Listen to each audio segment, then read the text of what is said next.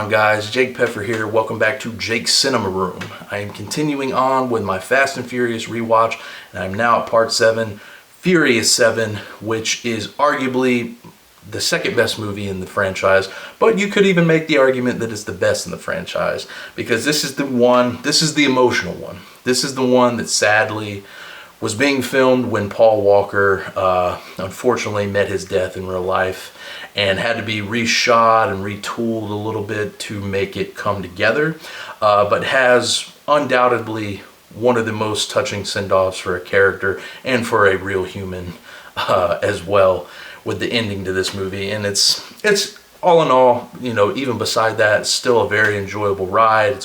It's a fun movie overall, and I would say it's a slight jump up from Fast 6, which was another good entry in its own right, but this is getting more in the line of what made Fast 5 so good.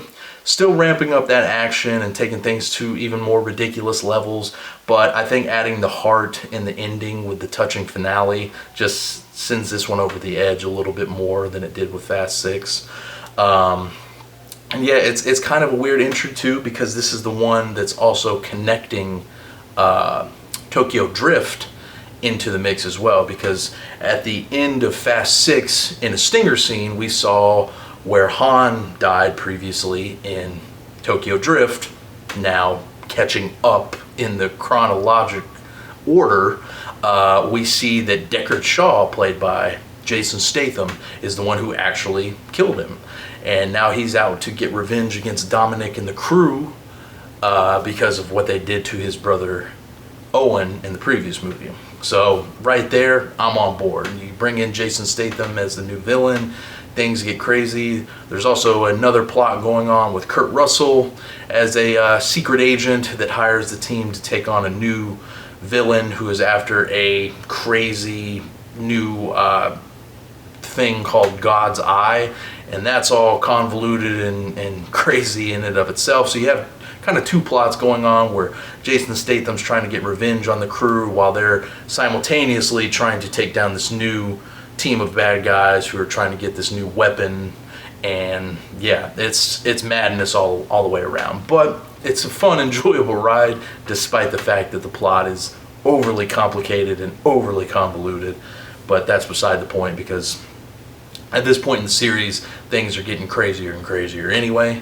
But everybody here doing a great job once again. You know, they're definitely deep into these characters, and they've definitely found a nice groove with a lot of them. Unfortunately, Dwayne "The Rock" Johnson, he gets sidelined for most of this movie. His character takes a pretty hard fall at the beginning, so he's in the hospital for basically the entirety of the movie, until he has an awesome re-entrance at the end of the movie where he literally flexes his arm out of a cast and helps the crew take down Jaimin Hunsu, who is the other villain of the movie. He basically comes out and helps them take down their helicopter and so on and so forth. But yeah, you know, the big thing with this movie, like I said, is the unfortunate passing of Paul Walker. And that's honestly probably why this movie gets remembered so much, is because of the impact of that particular person and that character on what he did for this series. Because if you remember, going all the way back to the first one, this really was his series. You know, a lot of people would attest it more to Vin Diesel, but the first movie and the second movie are really more about Brian than anybody else. And then, you know, once he comes back for 4, 5, 6, and now 7, you know, you have this character that you've been with for all of these movies, and this actor who's, you know, don't get me wrong, Paul Walker was never the greatest actor ever, but he had a certain charm to him. And, you know, when he would pop up in things, whether they were good or bad, most of them unfortunately weren't all that great, he still showed, you know, decent chops with his acting skills. He wasn't the greatest overall, but I think in these Fast movies he worked well, and he had other people he worked well off of. And it's, you know, a shame that what happened to him, but I think the way that they handled it in the movie and the series was actually very touching. Now, getting past this movie, it is kind of weird watching them without him, because he still is alive and well in the universe of the Fast and Furious movies. So it is a little weird watching them where he still exists but just doesn't show up. but you know, that's a whole nother story for another day. With this particular entry, I think we're getting another great villain. Jason Statham as Deckard Shaw. He does a great job. He's even more menacing than Luke Evans was as Owen Shaw, and he gets into all kinds of crazy hijinks with Dominic and the crew. Jaimin Hunsu, unfortunately, he gets the short end of the stick here. While not being the most compelling villain, they just don't really give his character a whole lot to do, and he kind of takes a back seat to Statham and the rest of the gang, so he's more of an afterthought. Kind of the same with Kurt Russell. Kurt Russell is introduced as Mr. Nobody, and while I think he does good in the role, he's almost kind of like an afterthought as well. But it is nice seeing his presence in this series because I do think he does a good job and he's having fun. So it is nice to see him here.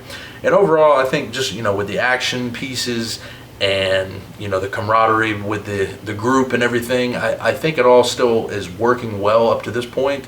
Like I said, this is my second favorite in the series behind 5. And it's a definite step up from part 6 just because you have more of that emotional toll throughout this movie, because you know inevitably what's going to happen at the end with the character of Brian. At the end of the day, I think it all works well enough, and overall it's just an enjoyable, fun time at the movies. Like this particular series I just can't get enough of, and this is definitely one of the better entries in it. Overall, I would give this movie an 8 out of 10 and say it's definitely worth watching. And if you're a fan of the series, this is one that I think you're going to enjoy just like I did. That's about it from me, guys. If you have seen Furious 7, please let me know what you thought about it in the comments below. Be sure to subscribe to the channel for more reviews and to watch me continue on with my rewatch of the Fast and Furious franchise. I'll leave all my links down below on where you can find me and follow me, and where you can find more of my reviews. And until next time, I will catch you all later.